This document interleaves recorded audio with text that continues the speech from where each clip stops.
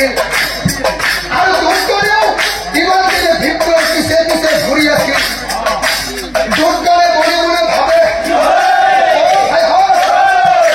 আমার রজাই এই বেটা ভিতর 7 দিনের সময় দিছিল যেতিয়া সেই 7 দিন সম্পূর্ণ হল গতিকে আমি এটা কাম কৰিব লাগে আমি এই ভিতৰত আমাৰ ৰজাৰ ওচৰত লৈ যাব লাগে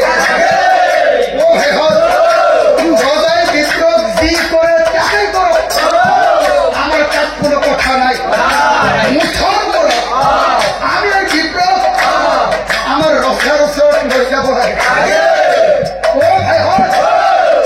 এটা মটকা মাৰি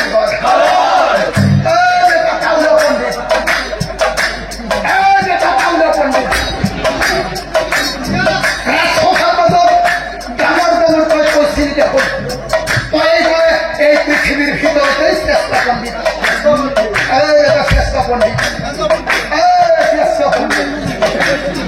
আজি রজাই পণ্ডিত বাহির করে দিব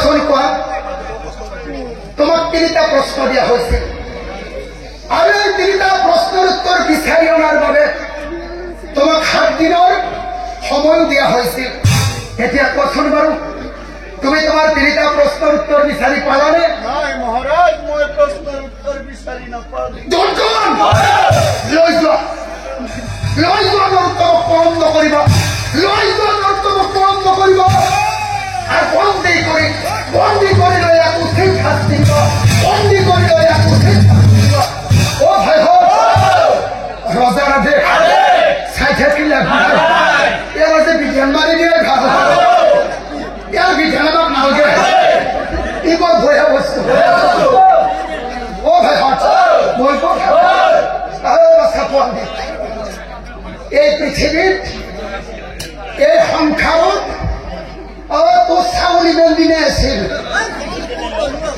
আজিৰ পৰা তো চাউল নাই ৰজাই তো বিধান মাৰিয়ে দিছে গতিকে আহি থাক কি নহয় ধৰ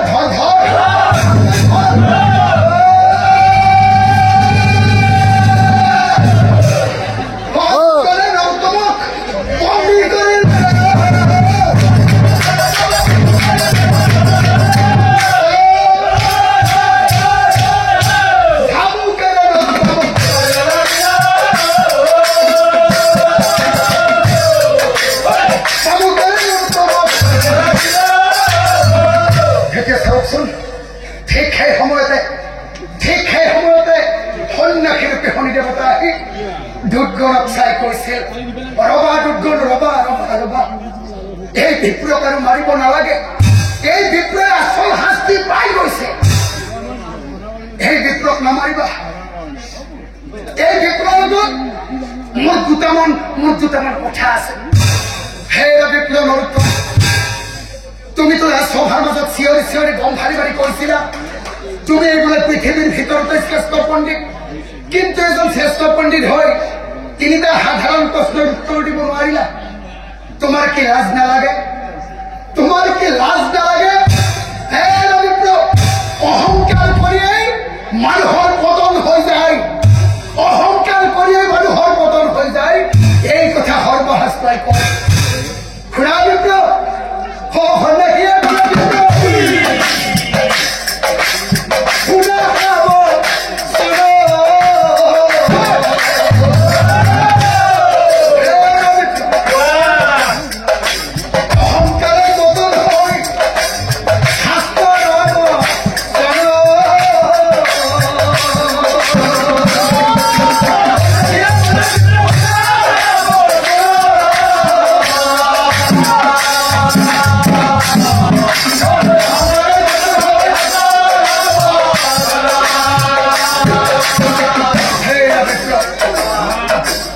মই তোমাক তিনিটা প্ৰশ্ন দিছিলো। এই তিনিটা প্ৰশ্নৰ ভিতৰত প্ৰথম প্ৰশ্নটো আছিল আমাৰ মনুষ্যসকলৰ জীৱনত ধৰ্ম, স্বৰ্গ আৰু তপস্যা কি বস্তু? এই প্ৰশ্নৰ উত্তৰটো তোমাক সেই চন্দ্ৰজনে দিছিল, কিন্তু বিপ্লৱ তোমাৰ এতিয়া মাতত নোসোমাল। শুনা বিপ্লৱ, সেই চন্দ্ৰজনে কি কৈছিল জানা? এই পৃথিৱীৰ প্ৰত্যেকজন সন্তানৰ বাবে, এই পৃথিৱীৰ প্ৰত্যেকজন সন্তানৰ বাবে পিতৃ আৰু মাতৃয়ে হৈছে পৰম ধৰ্ম।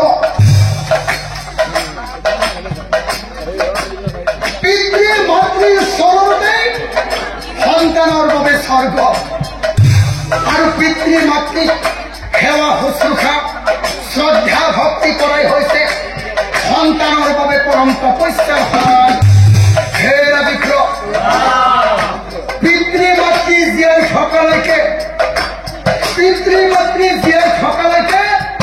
কোনো সন্তানেই মঠ মন্দিৰ তীৰ্থস্থানলৈ যাব নালাগে। ভগৱান ৰূপে পিতৃ মাতৃ প্ৰত্যেকৰে নিজৰ নিজৰ ঘৰত আছে। পিতৃ মাতৃক শ্ৰদ্ধা ভক্তি কৰিলেই সকলোবোৰ ব্যক্তিগতা নিজেই সন্তুষ্ট হৈ যায়। এই কথা তুমি মনত ৰাখিবা আৰু তুমি সমাজত সকলোতে কৈ দিবা। হেৰা বিপ্লৱত এদিন ভগৱানে স্বয়ং নিজেই কৈছিল। কি কৈছিল জানা? যিবোৰ সন্তানে পিতৃ মাতৃক শ্ৰদ্ধা ভক্তি নকৰে, যিবোৰ সন্তানে পিতৃ মাতৃৰ লগত অন্যায় নকৰে, ভগৱানে কি কৈছে জানা? সেইবোৰ সন্তানৰ ভগৱানক ভক্তি কৰাৰ কোনো অধিকাৰ নাথাকে।